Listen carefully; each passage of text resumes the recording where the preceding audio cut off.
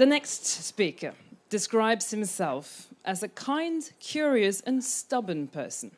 He's currently a PhD research fellow at the Department of Psychology, devoting himself to work and organizational psychology. And his own work-life experience is rather diverse. After his first job as a salesman of exotic merchandise at the market of Arendal, he worked in the candy markets in Svinesund.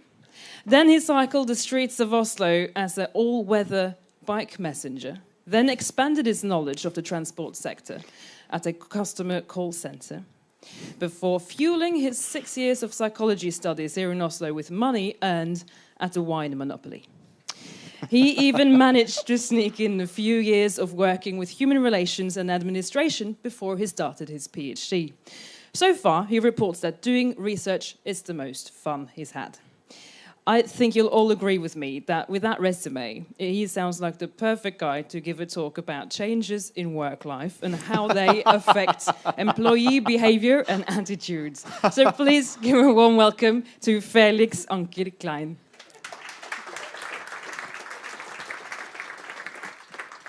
Yes. All right, thanks for the warm welcoming. For this presentation, I was told to give it the way that I wanted. I therefore avoided using corporate business photos of beautiful and perfect people. So almost all of the photos you will see here are from magnumphotos.com. So I like to work. I think that work is an arena where you can share ideas and have fun. You can also learn a lot from working. And I think also you can connect with other people and make friendship, sometimes friendship that lasts longer after employment. I also believe that work have a large impact on people's lives in general. Throughout life, we spend a lot of time at work, and about 1/3 of one whole day is spent working, depending on where you live. And in Norway, of course, we have a very good work-life situation compared to other places. So another 1/3 of the day is usually spent with family, friends, or doing recreational activities as hobbies. The last 1/3 of the day, we usually sleep, like the person there with the chicken. My topics for this talk is work life is not changing, and I wonder how many of you think that that is not true. Now, come on. Okay, so we're going to take a look. This is Norway in the 1890s, and I think a lot has changed since then. The Industrial Revolution and technology developments have led to that we change jobs much more often and we travel much more. Globalization and opening of borders between countries also makes work life much more complex and unpredictable. So it's no wonder that Kiki Smith thinks it's more Humpty Dumpty, like in a way. Things are happening much more fast than before. So research also show that the changes at work happens both fast and slow, despite if it's from governmental changes in oil prices, or due to competition between companies. So it's really important that we have good leaders to handle this complexity in work life. And research on leadership has shown that certain types of behaviors makes people more engaged than other types. The only problem with very many of this research is that it's done cross-sectional, and we only have one measure to look at.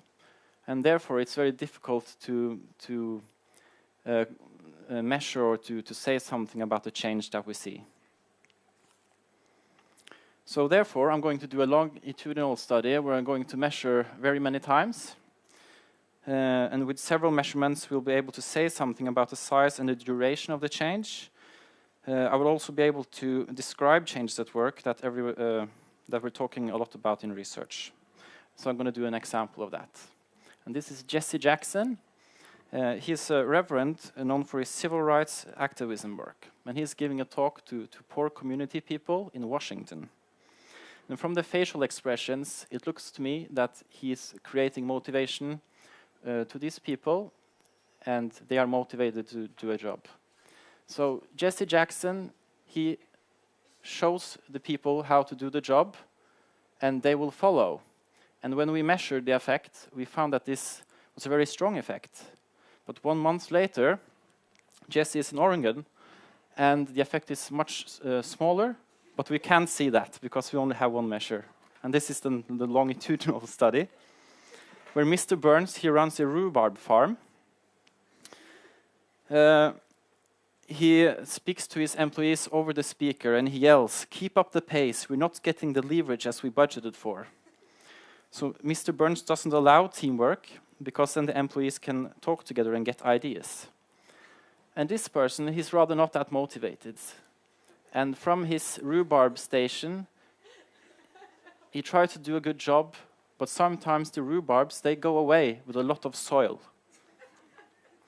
So during a period of time, Mr. Burns fails at giving a pay raise that he promised.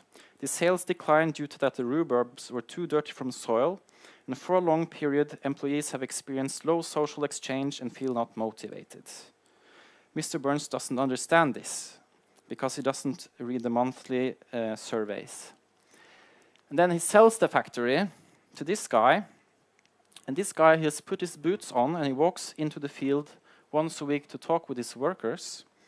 He also reorganizes so that people could work more in teams and talk together. So it's more fun and it's more nice. And now, as social exchange increased through teamwork and more contact with the leader, work engagement also increased for employees. And they also sold more rhubarb than before. So then I'm going to show a curve on how this model that we have talked about now looks in the measures. So we see that there's a clear pattern between the leadership and the work engagement for the employees. And you can see that when Burns quit and the new leader came in, there's like a fast bump. And it took about 2 months before employee work engagement flattened out. And this allows us to tell that leadership and the teamwork is good.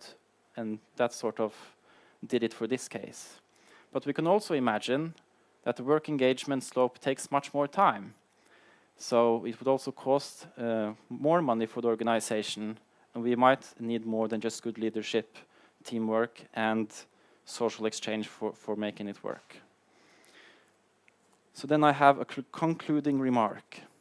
For knowing if sheep are dry during rain periods from using the shed, we have to see if they have been in the shed each time it rains. And then be a Jesse Jackson, don't be a Mr. Burns.